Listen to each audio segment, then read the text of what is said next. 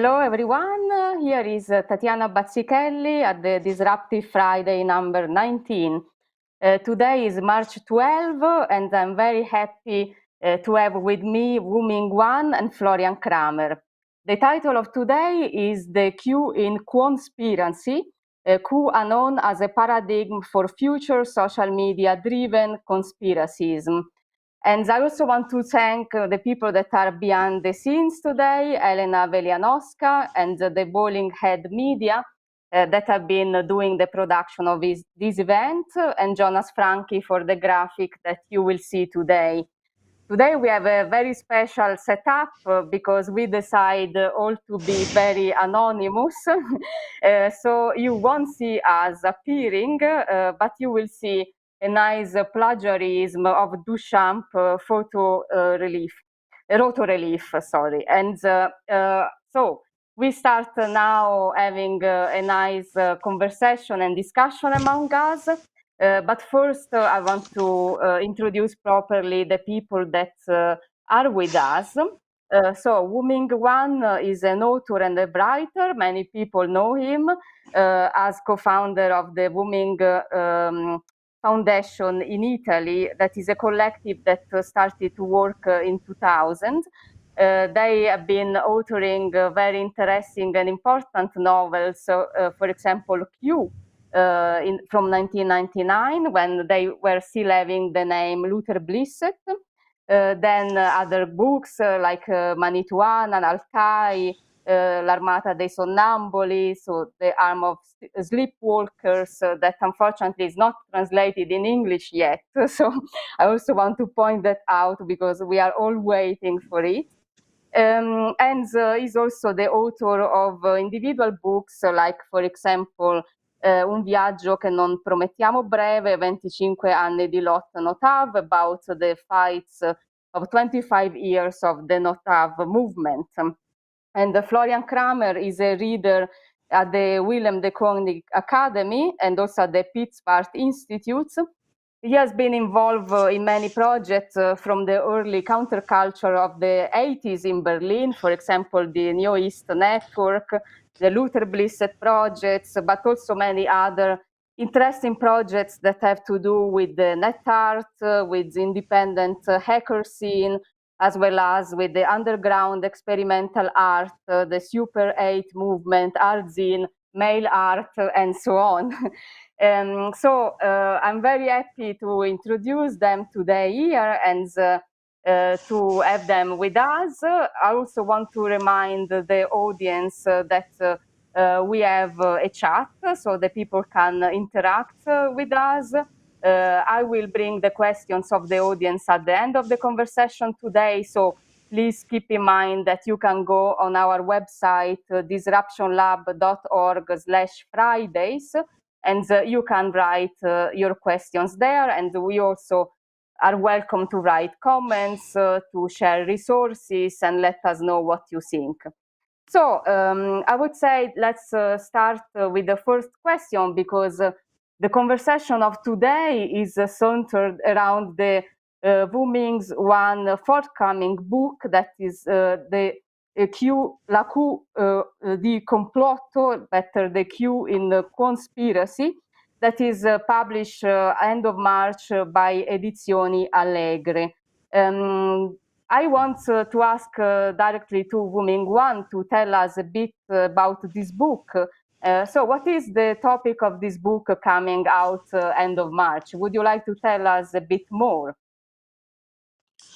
Yeah, first of all, thank you for this opportunity to talk about my book and especially to have a chat with Florian, as he was the guy who triggered the explosive device in my head 3 years ago, because the idea of writing the book came to me in the spring of 2018 when Florian sent me an email which was very short. It said, it seems as if somebody took Luther Blissett's playbook and turned it into an alt-right conspiracy lore. Of course, it was a reference to the QAnon phenomenon and the fact that the author of the mysterious messages appearing on 4chan used the letter Q as a signature, exactly like the main character in our novel. After months of incubation on 4chan and then on 8chan, QAnon was beginning to spread all over the internet. I'd like to talk about the content of a Florian's email, the reference to Luther Blissett, later in our discussion, because of course it has to do with the title of the book. What is relevant to me now, what I'd like to say, is that that email startled me. It made me wonder.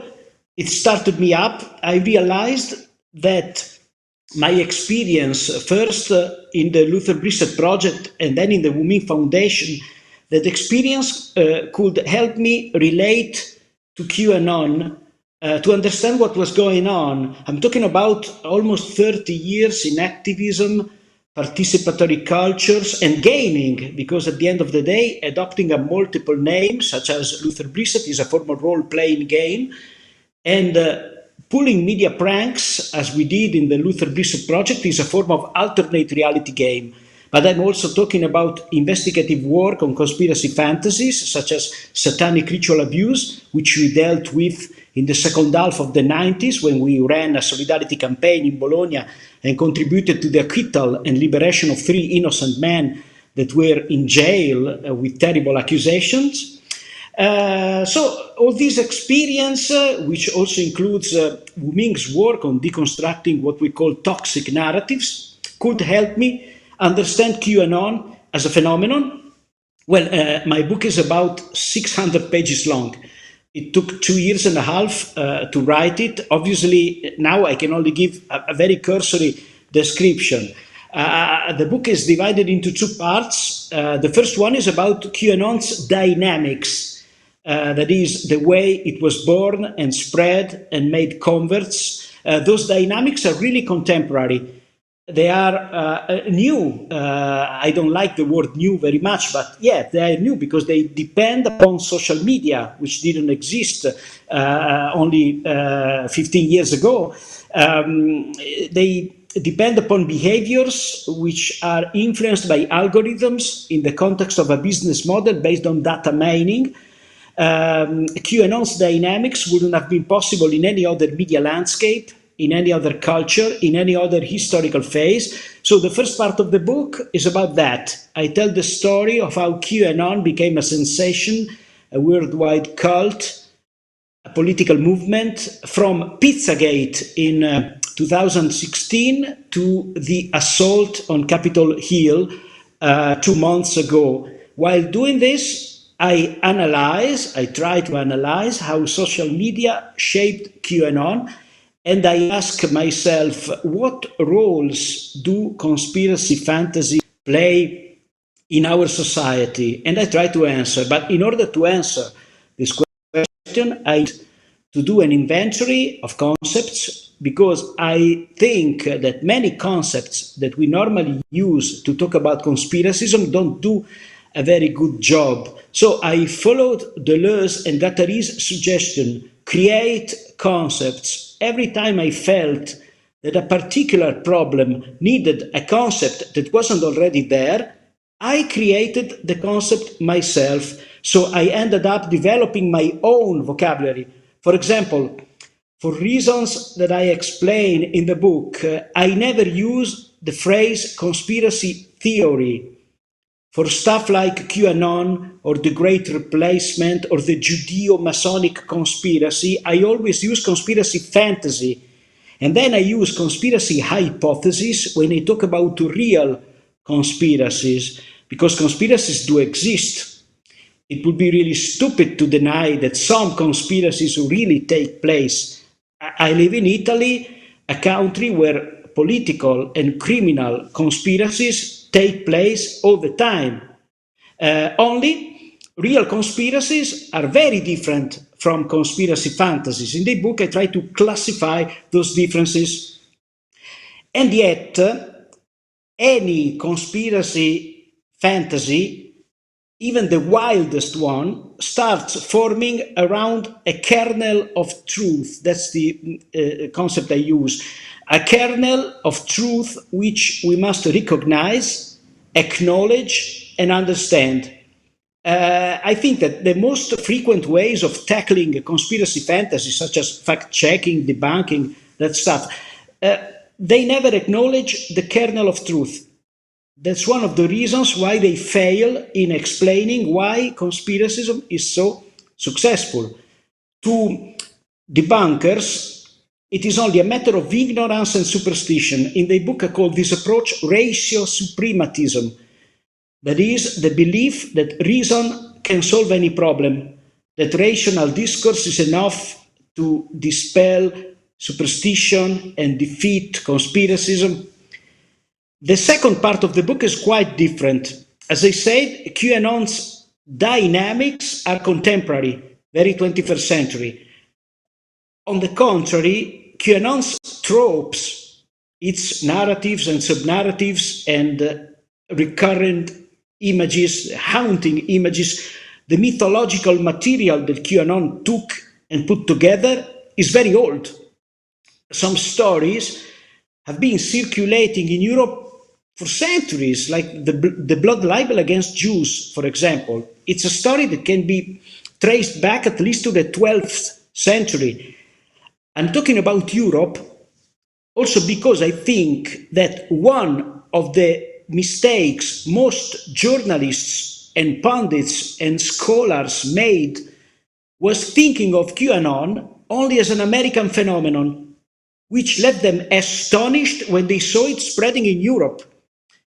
As a matter of fact, QAnon's genome, which I tried to sequence, I'm using a virological metaphor, evolved in a constant exchange between Europe and the US. So I tried to go back in time, swimming upstream, in order to find not simply the origins of those tropes and narrative cores, not only their European roots, but the moments in which those elements converged, when they interacted with each other and formed new conglomerates of conspiracy fantasies. Before QAnon, there were many conglomerates. In a way, QAnon is a conglomerate of conglomerates.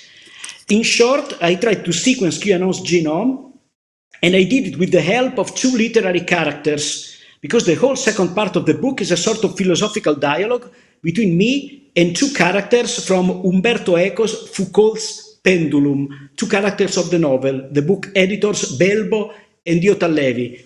I meet them in a dream, and they listen to me as I talk about QAnon. They frequently interrupt me, they make comments. So in the end, it's a very hybrid book. I made a lot of experiments while writing it.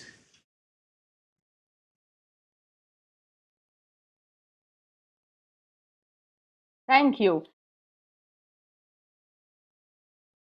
Okay, yeah, thanks a lot. I answered Wu Ming. You are done with your, it was a bit interrupting. Great, so thanks a lot for your answer. Now I would like to pass to Florian to answer to your first input. And I think here we can go on with the topic of today, because we are also speaking about QAnon as a template for contemporary social media driven conspiracy fantasies that work simultaneously as games, a new kind of cults. So Florian, would you like to tell us a bit more, what does it mean, this kind of sentence and this concept? And then we can hear again also from Wu Ming Wan, this specific aspect. Yeah, Wu Ming Wan in a way has already said it. And we also wrote an article together last November, which was published here in Germany in Süddeutsche Zeitung. And we also translated it into English, and it's published on Wu Ming's website, where we went more into the gamification aspect of QAnon. That it really works as a collaborative game. And particularly, and Wu Ming Wan already mentioned that, as an alternate reality game. So this is a particular genre of games where you could argue that they already had precursors in pre-internet times, but which really also took off also as a commercial genre, as real-life puzzles, where you don't solve an adventure just on your computer screen, but actually by going out, solving things in the street, by having, for example, solving a murder mystery puzzle that has been invented by a game designer, but then as a collective effort. That is a really strong aspect of QAnon. So it works as this collective game. And what is interesting here is, let's say we have a lot of literature already on the effect of conspiracy myths as narratives or forms of literature, or you could say collective forms of storytelling. Actually, a former colleague of mine, I used to live and work here in Berlin at the Department of Comparative Literature, the Peter Sonde Institute of Freie University Berlin. And a former colleague of mine, Nicola Guess, she just wrote a book on this, which I can highly recommend. It's called Halbwahrheiten or Half-Truths, where she actually looks at conspiracy myths with using the method of narratology, really analyzing them as literature. But I think that this is known. But perhaps the important aspect that we see in QAnon, it's not just about the storytelling, but it's also about the decoding. It's also analytical. So much of it, and this is maybe also the thing where QAnon has a new quality, or I'm not quite sure yet whether it's really a new quality compared to older conspiracy myths, where the storytelling, the narrative is no longer, this is the truth, or this is really the hidden story, but we only give you clues. And do your own research. Go online and find out yourself. Yeah. So, for example, QAnon myths such as Donald Trump will come back and we will be reinstated as the president of the United States on 4th of March. Then this is just being kind of disseminated as a hypothesis, but said, yeah, maybe it's not true, maybe it's true. Check it yourself. Maybe it's also some false flag operation. Maybe somebody from our enemies is spreading this as a rumor. And then it becomes this collective hermeneutic or semiotic game where you actually do analysis. So it is both, right? In literary studies, you normally make the distinction between storytelling and analysis, but it's both. And the fact that it's also analysis is what makes it intriguing. And that is also part of the gamification of QAnon. Okay? And again, if you have the combination of storytelling, story analysis or narratology or semiotics that is made by the participants in combination with digital networking and social media and their filtering algorithms, and then you have a really kind of powerful apparatus. I would really describe it as an apparatus. Maybe that also makes more sense to say that QAnon maybe started with a story in the beginning. That was the original job. But then it transformed from a story into an apparatus that is now creating its own stories. Maybe we can talk about them later. Yeah. So QAnon is no longer necessarily just about this one story that we all know, but it's more this kind of apparatus that is producing new conspiracy myths and fantasies. Yeah, I completely agree. QAnon is an apparatus. QAnon is many things, at least was, because we're already in a post-QAnon phase. I think we have entered a new phase. Anyway, I think that QAnon had at least 5 dimensions. One, an open-ended alternate reality game that became monstrous because its puppet masters, if they exist, never gave a shit about controlling it, okay? Provided that they exist. I think they don't even exist because it's an alternate reality game without any mastermind behind. I don't like conspiracism about conspiracism. No, I don't think that QAnon was a psyop or stuff like that. 2, a business model, because QAnon is crowded with grifters, with people who entered the game in order to make a profit. We should never forget that. 3, a cult, a peculiar cult. QAnon was the first cult that was fully shaped by the internet and has no offline headquarters of any kind. There's no enclosure regulated by one guru, no Johnstown, no compound in Waco to be besieged by the FBI, nothing like that. It's completely rhythmatic and online. It's a reactionary mass movement which at a certain moment try to penetrate institutions. I know what you want to say. Of course, QAnon is also offline because the actions are taken online. I mean, direct actions, assaults and stuff like that. I'm talking about no headquarters, no physical headquarters. Yes. But, may I say something, Wu Ming? Yeah, I have one disagreement here, and I would say QAnon were not the first ones. Were not the first internet cult, and not the first ones without physical headquarters. At least one, I can name at least one before QAnon, and that was the so-called Zeitgeist movement. I'm not sure whether people are familiar with that, but the Zeitgeist movement was a major force in the Occupy movement in the earlier 2000s. It was based actually on a series of YouTube videos that itself was the creation of a conspiracy myth. And it was also based on a particular ideology. You could say it was a weird thing between left and right.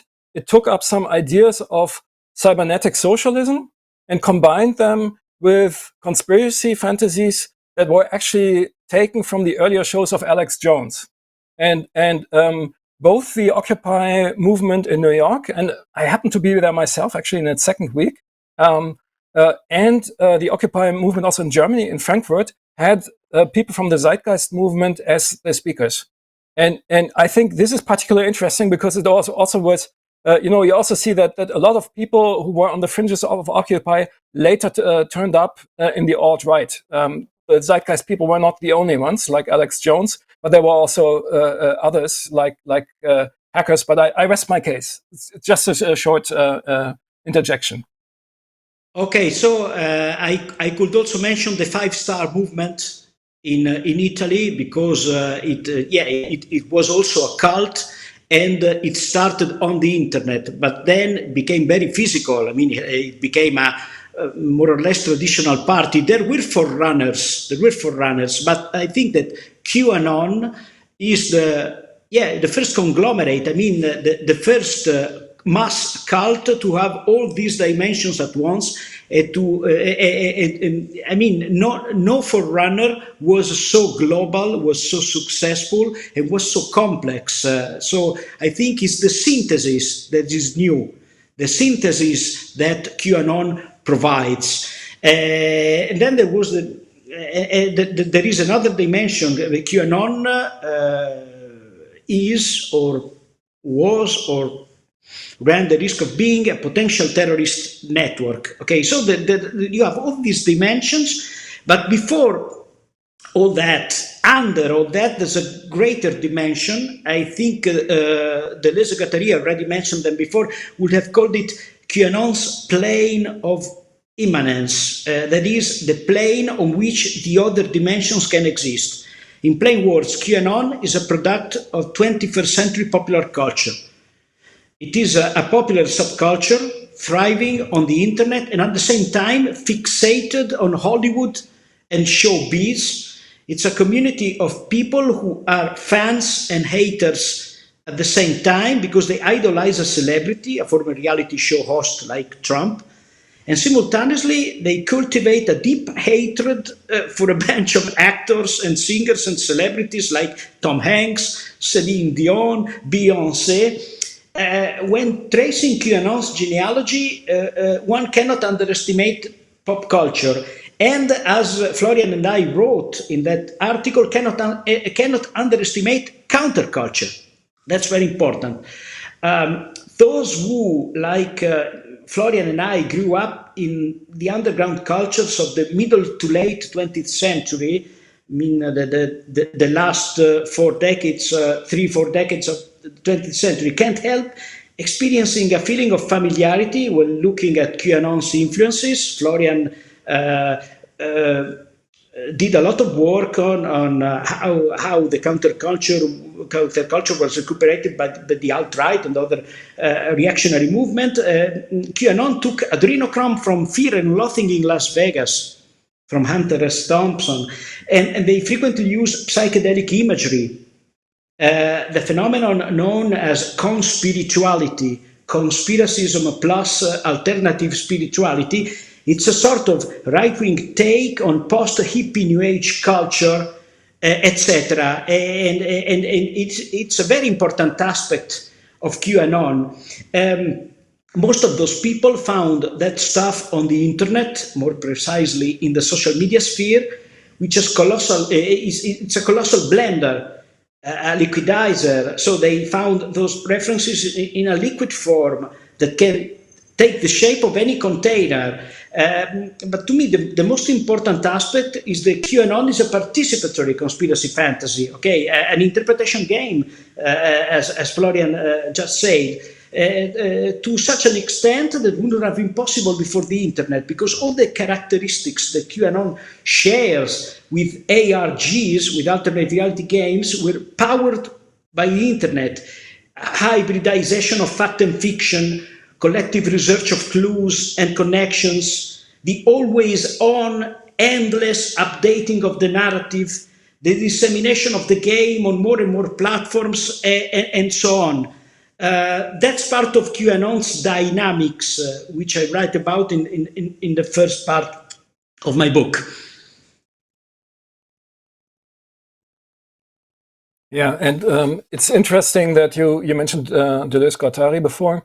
I think already in the anti-Oedipus, they warn of rhizomatic fascism. Yeah, that rhizomatic structures by themselves, are not necessarily good. And I think this has also been one of the kind of how do you say that the points that have been overlooked by many readers and people who, let's say, naively appropriated Deleuze and Guattari. But this is actually what it is. It is rhizomatic fascism, and it's very clever. It's playing the rhizomatic game perhaps better than any other movement or social phenomenon before. Yeah, absolutely, and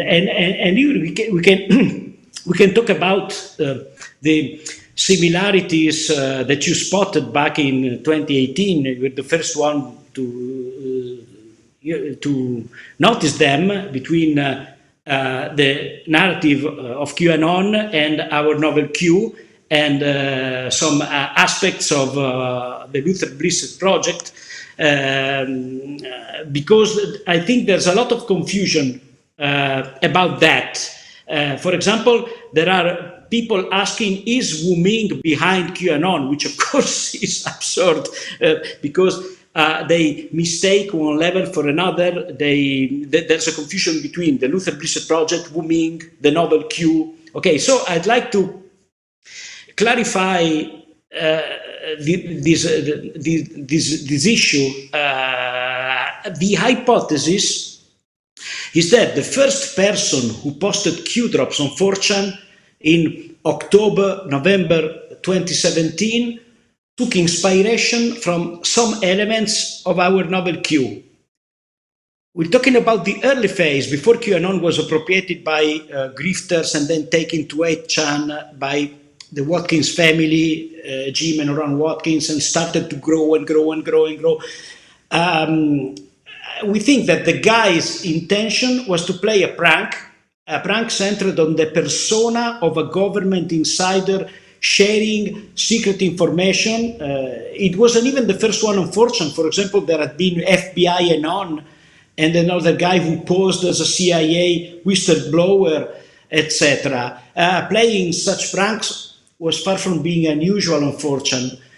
So I never thought it was a Planet Psyop or anything like that. It was a prank. We don't know whether the guy was a leftist or an anarchist who wanted to make fun of gullible far-rightist, or was a far-rightist himself, or was just some random guy who wanted to take shit posting to a new level. We may never know about that. What is certain is that in Q's initial narrative frame, many people, starting from Florian, perceived the references to our novel. In Europe, where Q was an international bestseller, many people did. They heard about QAnon and thought, wait a second, a guy writing anonymous messages, claiming to be an insider, using the letter Q as a signature, calling for a final battle, promising a great awakening. I already read about that.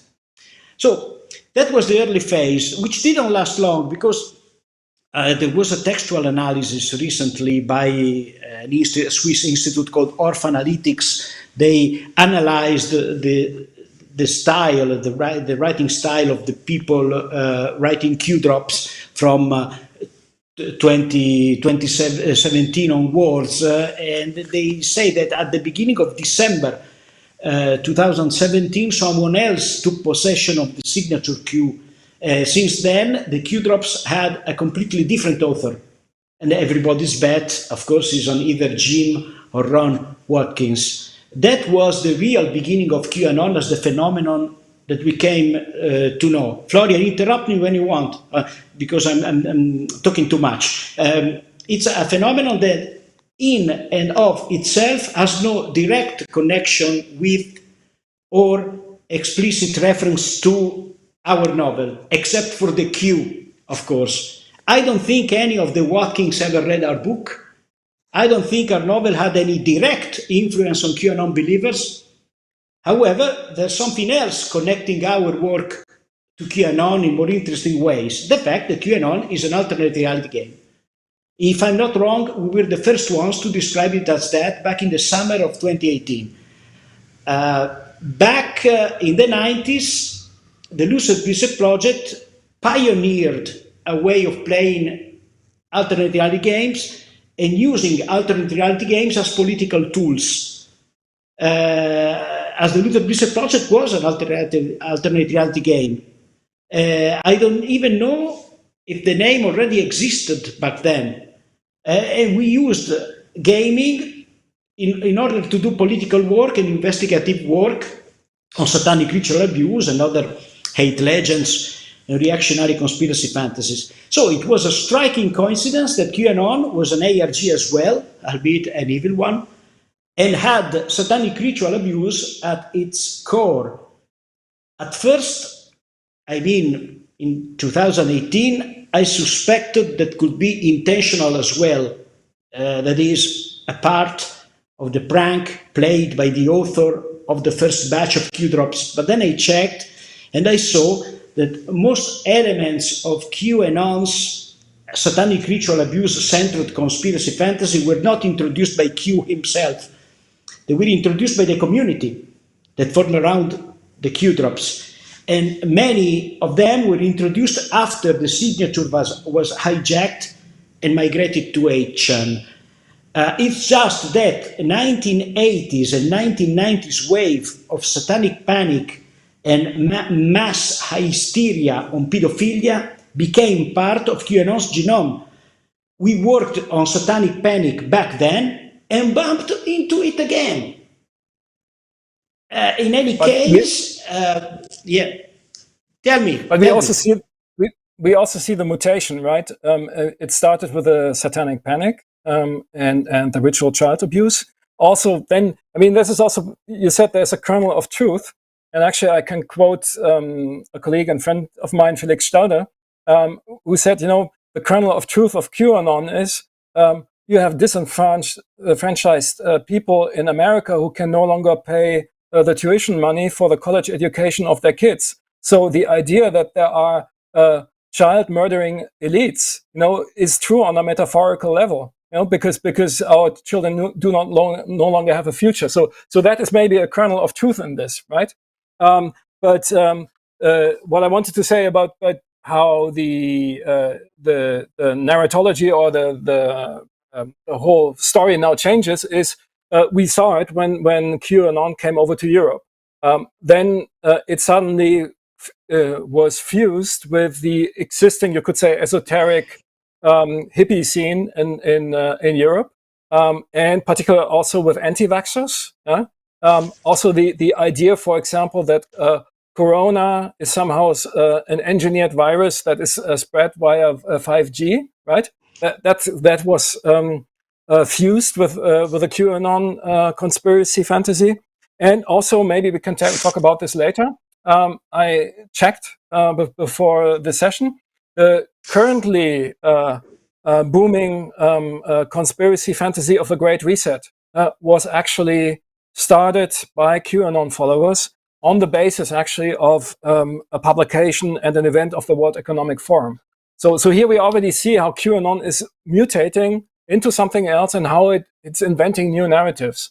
So the let's say the modified Pizzagate was like the kind of point of departure, and now it's going into new directions. Yeah. So now we can, talk about COVID-19 related conspiracy fantasies, because they think that's the elephant in the room. So let's talk about the elephant. I would like to quote a very, very famous German maxim. Very famous, it's almost a cliche, which is often attributed to August Bebel, but is probably apocryphal. I think he never wrote that sentence. I apologize for my pronunciation. Der Antisemitismus ist der Sozialismus der dummen Kerls. Antisemitism is the socialism of fools. Well, I think it's too easy and comfortable to describe those who fall prey to conspiracism as fools. I think it's much more complex than that. But the meaning of the maxim is that very often conspiracy fantasies are diversionary narratives. Instead of fighting your bosses, you end up hating the Jews. There's a kernel of truth here. You're exploited, capitalism sucks, you're disenfranchised, stuff like that.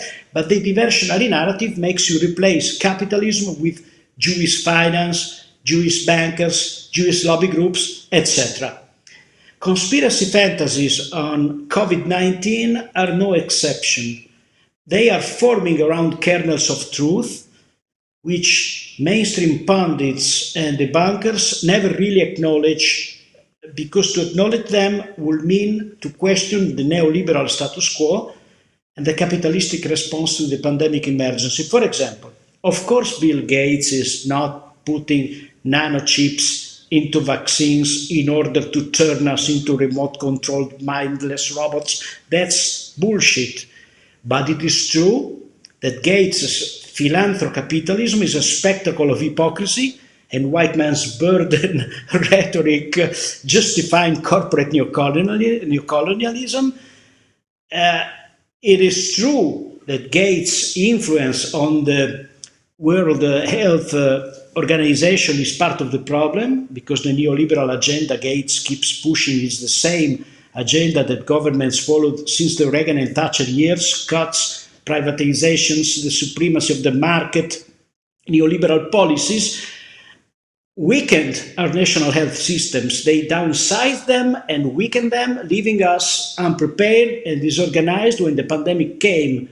Many people who debunk conspiracy fantasies on Bill Gates and the Gates Foundation end up defending the guy and listing all the good projects he's supporting. That's the worst thing to do. You will not convince anyone doing that. Again, I am pro-vaccines. You said, that. Yeah, and this is, I think, there we're getting also to the kernel of the concept that we're actually discussing. I mean, in the beginning you said very consciously we're using the term conspiracy fantasy and not conspiracy theory. And we should add here that, let's say, the kind of the real coinage or the theory of the conspiracy theory is from the philosopher of neoliberalism, namely Karl Popper, in his book The Open Society and Its Enemies from 1945. Where he basically attributes conspiracy theory to what he calls vulgar Marxism. So blaming capitalism, or blaming the capitalist class for the miseries of the world, for him is a conspiracy theory. Now, what Popper laid down and what he also embodied with his philosophy was exactly what he himself called critical rationalism. That was basically confronting readers and the world with a binary choice. I mean, either you're irrational and then you believe in so-called conspiracy theories, or you're rational, or you're a rationalist, and then they don't make any sense. And that, of course, that binary is exactly this kind of Popperian binary is what we are being forced again when we're, for example, falling into the trap of defending Bill Gates, right? That's exactly what's happening again. And this is why I think we must make insist on the fact, that you make debunk conspiracy fantasies, but you should not throw out the baby with the bathwater and claim in a Popperian neoliberal rationalist way that conspiracies don't exist. And just to give a very practical example that hopefully everyone can follow, I remember from the early times of internet activism, when people from hacker culture, from free software activism said, well, you have to take into account that the whole internet is probably being tapped into and data mined by the NSA. And many people declared you're a crackpot, a conspiracy thinker and crackpot. After Edward Snowden, we knew it was true. Or this event takes place in Berlin, right? What became known through the opening of the Stasi files, I mean, in many cases exceeded the wildest conspiracy theories that existed before those files were opened. So yes, or think for example right now of the extreme right in Germany, the NSU, and how the NSU was linked with the police in Germany, and how there's now an NSU 2.0 of people who are getting threatened because apparently that NSU 2.0 has access to police computers. Or also think of anti-fascist activists in the district of Neukölln who have been targeted by militant neo-Nazis who had access to police computers and registration databases. So these conspiracies exist, and I think one needs to be very clear to absolutely resist any kind of binary that says either you're a conspirationist or you're a rational thinker. Yeah, this is exactly the trap that we are being kind of seduced into right now. I couldn't agree more. I wanted to jump in to ask actually a question to both, because I think another elephant in the room is probably also what happened at the Capitol in January, in which many people were actually having flags or the T-shirts of QAnon. So I think many of the people of the audience are also wondering if you have probably an explanation of that. How is possible that a kind of obscure movement that came, if you want, from 4chan, then became so mainstream and even reached that level of visibility? How is possible that we reached that point? So I think it's also important to speak a bit about the current situation of politics and the right-wing extremism that is related to that. Yeah, who starts? Yeah, what I would say, maybe I can go in here. What I think is that that particular conspiracy fantasies such as QAnon are partly used as a hegemonic strategy, or I would say they are products. Yeah. And what do I mean with that? Hegemonic products. It's like you can say conspiracy fantasies or myths. They are designed, then they are being fabricated, then they're being launched on the marketplace, and you see whether the product is successful, whether people buy it, and if it's successful, you expand it with ever new models and additions and variations, etc. It's just like producing a car, or I don't know, producing a camera or a mobile phone. Yeah. And you could also look at QAnon like, I don't know, the iPhone, right? The iPhone in all its variations and market penetrations, and you see that this has been there has been a strategy by the so-called New Right, Nouvelle Droite in France, and Neue Rechte in Germany, that was actually inspired by an Italian Marxist thinker, by Antonio Gramsci, and the idea that you need to have discursive or cultural hegemony in order to be able to kind of promote your political program. And that was taken up by the extreme right in the 70s. what they first tried is to do that through intellectual hegemony, through intellectual discourse. And really good examples for that would be in Germany, Götz Kubitschek and his Institute for State Politics, or also Richard Spencer, the coiner of the alt-right, with his National Policy Institute. They working as intellectual think tanks, trying to produce para-philosophical pamphlets. But you see that those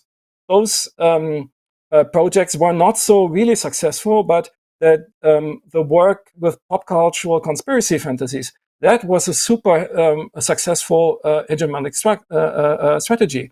I mean, what you saw with QAnon and the Corona protests, for example, in Germany and here in the Netherlands, is that for the first time they created an alliance between neo-fascists and, you could say, the kind of core radical voters of the Green Party. Like the core milieu of the Green Party teamed up with the fascists because they could agree on the Corona conspiracy myths, and also QAnon, and then going right across these milieus. And this is exactly a hegemonic strategy. This is what you want to reach. You want to create narratives with which you can transgress the kind of ideological confines that you would normally reach. So, for example, anti-Semitism was a super successful narrative with which the extreme right could go into the mainstream of society, into the mainstream of a racist culture that was ready to accept that as a comprehensive narrative. And now new narratives such as the Great Replacement, or we also mentioned the Great Reset, are such new narratives with which you can offer a kind of storytelling product or a hegemonic product that allows you to kind of gather people who would normally not gather for your cause. I'll start again from the assault on Capitol Hill on January 6th, 2 months ago. When people ask how was that possible, I would like to point out that that action actually was kind of a swan song for QAnon as we knew it, okay? But also it was kind of an apex, it was the crowning, the culmination of a process. QAnon was already very big in 2019, but of course, during 2020, it became bigger and bigger and bigger and bigger because of the pandemic and because of anti-lockdown protests. In that, it filled a gap, a void, because of course there were huge kernels of truth in all those conspiracy fantasies. For example, I am pro-vaccines.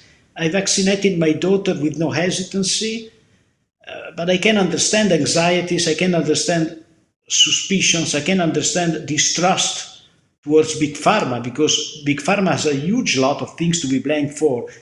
Same for 5G. QAnon was very much into 5G related conspiracy theories in 2020. It's very likely that 5G doesn't cause the kind of health problems its detractors talk about, brain cancer, etc. I'm not a scientist, I trust what I read. It's likely that it doesn't cause that kind of health problems. And obviously, 5G isn't the cause of the pandemic, anything like that. But preoccupations about 5G shouldn't be dismissed too easily, because there are real issues at stake. Many people see these new masts everywhere and feel that they've been excluded from any decision, that they have no agency at all. They hear about 5G and the Internet of Things and stuff like that, and they can figure out how that future will be. And we do know that the Internet of Things will increase data harvesting, surveillance, control of our lives. And also anti-lockdown conspiracy fantasies, also here in Europe, especially probably here in Europe, wouldn't be so successful if they didn't contain kernels of truth. I'm talking about Italy, which is the situation which I know better as Wu Ming. We've been and currently are very critical of the way our governments have managed the pandemic emergency. Many measures taken were not evidence-based. They were imposed in unacceptable ways. They had a terrible impact on our lives without even tackling the virus where it was spreading, that is, in factories, big warehouses, meatpacking plants, slaughterhouses. While private citizens couldn't even take a walk in the woods, all those places remained open all the time. And now, in Italy, judges are sentencing that most government acts taken during the first wave of the pandemic were unconstitutional. So we can't think of debunking anti-lockdown conspiracism if we ignore all this and say that the governments always did the right thing because we were in a state of emergency period. So the first thing to do is finding the kernel of truth that's at the core of any conspiracy fantasy, which QAnon and other movements exploited in 2020, filling a gap, filling a void, because on the left there wasn't enough criticism, and I'm using an understatement, of what we experienced last year. Then there's also this other level, but I think I'm running out of time. In the book I talk about ways of going beyond binary, going beyond mere debunking. I draw example from magic, from art, but we're running out of time. It would be too long to talk about that. Anyway, QAnon became so big and visible and huge also because it filled some voids. Thank you. And I think now is also the time to hear a bit the voice and actually the writing of our audience, because we cannot hear their voice. But so I'm bringing them in. There are some questions that are simple but also complex. We often have an audience that is very critical. And so, for example, some people are asking, what's the best way to debunk and challenge QAnon? And another one, so I bring these two together, asks, Wu Ming mentioned that we are now in the stage of post-QAnon. Could you explain this a bit more? So from one side, we ask how to challenge QAnon. From the other, is maybe QAnon already over? What does it mean we are in the stage of post-QAnon? Yeah, I think the easiest answer. Yeah, the easiest answer for question number one, the best way to debunk QAnon is acknowledge the kernel of truth. Don't let yourself suck into this binary. If you are in a conversation with someone who is a QAnon follower, try to see where you actually have common ground. So what Wu Ming just said. So, for example, if you're anxious about 5G and you can settle on a kind of kernel of truth that there is a problem with Internet of Things and surveillance, etc., then start from there and try to move the conversation. That is, and yeah, do not go into this kind of, do not let yourself suck into this binary from either side. Don't let yourself make either an apologist of Bill Gates or of QAnon, but try to find a more meaningful position. Yeah, I agree. That's the first thing to do. Then there are other things to do, but it would be too long. too long. I'm running out of voice, not only out of time. But why did you say we are post-QAnon? We are post-QAnon because QAnon already in the second half of 2020 was undergoing radical transformations. For example, at a certain point, most of those believers decided to drop the Q and QAnon references entirely, and they became the Save the Children movement. They organized demonstrations against pedophilia with no clear reference to Q or QAnon. There was even a Q drop on 8chan suggesting to do that, to drop any reference to Q and QAnon. So that's an example of post-QAnon in many ways. And also now there's a lot of disappointment because they really thought that Trump would have taken the country by storm. They thought that Joe Biden's electoral victory was just a setup by Trump. They thought that on March 4th, Trump would be renominated as president and stuff like that. Now that nothing like that happened, most of them are disillusioned.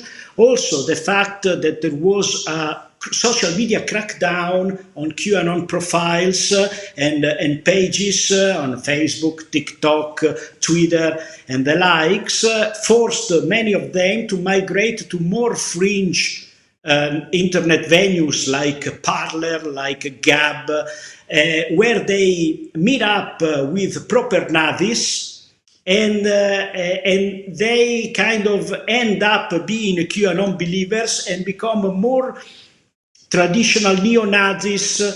Then you have the more cultish aspect, the conspirituality aspect that will undergo even more transformations. Probably, I think at a certain point we'll witness a mass suicide, for example, in Johnstown style, but maybe each one of them will be in his room. It will happen online, I don't know. But at the same time, you could say there's also a part of the discourse that is becoming more mainstream. And that, I think, is right now the kind of meme or the narrative of the Great Reset.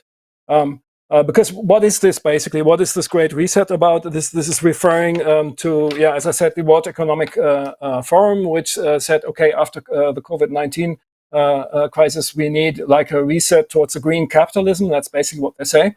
But this is now, and this was picked up by QAnon as another conspiracy of the elites.